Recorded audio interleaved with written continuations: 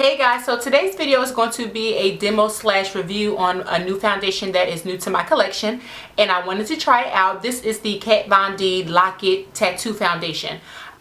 So in this video, I'm going to be giving you my review and initial thoughts on this product. If you guys want to see my initial thoughts and review on this product, please stay tuned. Okay guys, so we're going to jump right into this video. Again, the foundation color that I'm going to be using today in this demo slash review is going to be medium 64. That is the color number. The packaging looks like this. Really pretty packaging. You know, Kat Von D, she has a edgy look to her. So I'm going to show you what the actual bottle looks like. This is without the glare. I'm trying not to get a glare, I'm sorry, but I am buying natural lighting because I want you to really see the color payoff of this foundation. So this is what the packaging looks like. Again, the color is number 64 medium. They have, I believe, 15 color shades, 15 to 19. Please don't quote me, but I'll try to leave a little link or annotation somewhere of how many shades that they have. So over the past week, I've had a chance to try this foundation out. So I really think that I can give you a really full and thorough review of the product. So let me just talk about the product a little bit before I actually jump into the demo review. I'm just going to read all of the information off of the box, and then I'm just going to give you my thoughts on all of the claims that it has. So it says this makeup is 24-hour wear.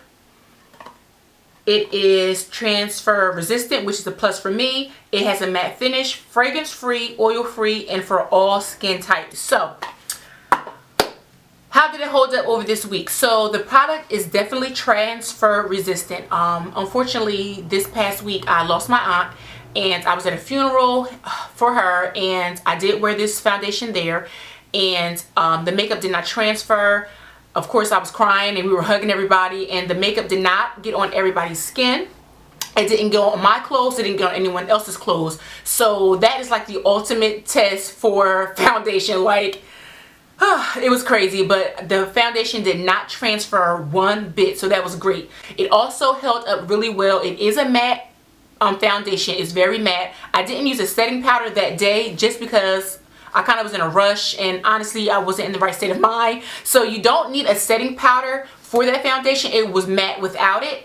Also 24-hour wear. Honestly, I didn't wear it for 24 hours, but I did have a chance to use different brushes to apply the foundation. And let me just show you some examples of brushes. This is my favorite Tarte brush at the moment. This is a foundation buffing brush. I also have a small stippling brush, and I don't have a foundation brush in the front of me. Let me see. I should have been a little more prepared. I'm sorry, but I'm not. And this is a regular foundation brush. So I honestly don't think any of those brushes worked very well for applying this foundation. My personal favorite way to apply this foundation, because it's so thick, is the Beauty Blender. This by far was the best application that I got with this foundation. I know sometimes people do use other instruments or applications to apply this foundation, but I honestly think the Beauty Blender is the best way, because the foundation is thick, and when you dampen this Beauty Blender, it kind of thins the foundation out a little bit, and it helps to get the foundation to, I guess, melt or, you know, apply thinly to the skin, and it gives you a really smooth airbrush feeling. Now if you apply it with let's say a foundation brush, you can go back and take maybe like a buffing brush and buff it into the skin to get more of an airbrush look. But I think the Beauty Blender, I'm sorry it's dirty, I just noticed that, ugh. But the Beauty Blender definitely works better for applying this foundation. Overall, I really do like this foundation. On the Glam or No Ma'am series, I would definitely say it's definitely a glam product foundation. I would definitely suggest that you go to Sephora prior to you purchasing it and you get samples. Why? I have this foundation in number 64. I also have this foundation in number 66. When I applied 66 on my skin inside of the store, it was beautiful. I loved it. I was like, I'm gonna go buy it right now. Something said, you know, don't buy it, and I'm glad that I listened to myself. I went home. After about an hour, the product started to oxidize on my skin, and it had a really dark red undertone. And because I only used a little bit of the product to like test it out, I noticed that right around here it was like red. All the foundation was red, and then you can see my natural skin tone. So after the product oxidized on my skin, it did not look good. So what I did was the next day I went back and I got number 64, which is what I'm going to be showing you in this video. And when I applied that one, it was so ashy. I was like, oh my God, I can't find my color. And I didn't want to buy two different colors and like blend them because it was like $35 for one. Of course, that's $70 for two. And I didn't want to invest that. So what I did, I took 64, I applied it to my skin, and I actually took the small sample home. And once that oxidized, it was perfect. So I was really skeptical when I put on 64, but after a couple of minutes, the product started to oxidize to my skin. It was beautiful. And my husband was like, do you have on foundation or is your skin clearing up? I was like, my skin clearing up? Lies. It was foundation. He didn't have to know that, but it was the bomb. So without any further ado, I'm going to apply some of the foundation to one side of my face, and then you're going to basically see a before and after of how this foundation looks. So stay tuned.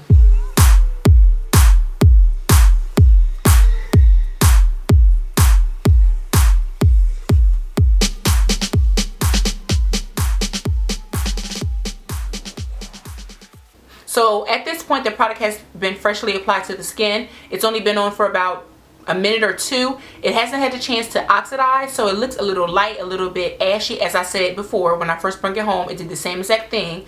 But I wanted to show you how it's looking so far. So this is the one side that is applied, and this is the side that it has no foundation on it. So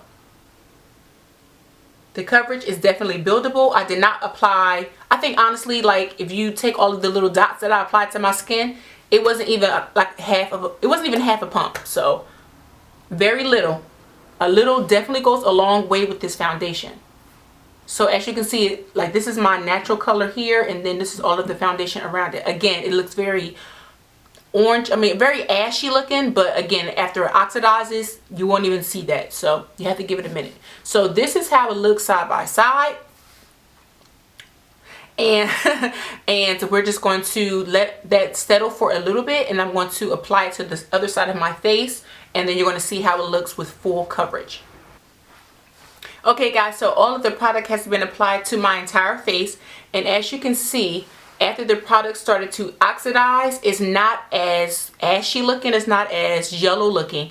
So it definitely blends a lot better. I didn't really bring the product down, but I wanted to show you how well it blends into this little area. I didn't put any product down here. I just kind of buffed it kind of like this. I didn't do anything. So there's no setting powder on my face. There's no setting spray or anything on my face. This is how the foundation looks after it oxidizes. So that took about, I would say, 5 to maybe 7 minutes to kind of complete the entire look after it oxidized.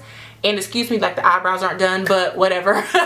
So this is how the product looks. Again, it's definitely a product that you can just use a little bit. I honestly would say if you're using the Beauty Blender, you only need 1 pump of this foundation. And because it comes in 1 fluid ounce, the product is going to last you so long. So for $35, 1 fluid ounce of product, you can't beat that with a stick. So this is definitely a glam product. If you are thinking about buying this particular foundation, I would definitely say go ahead and buy it. Just make sure, again, you match your skin tone. Get 2 samples of 2 colors that you think might work. Take it home, put it on your skin, let it oxidize for about 10-15 minutes, and then you will get the true color of this foundation. So I hope that this review helped you guys in purchasing this product. I really do love it. Again, it's blendable, and I didn't even use a full pump of foundation, and it gave me a really good coverage. So that's it for this video, guys. I hope that this video was informative for you and helped you in figuring out if you would like to purchase this product.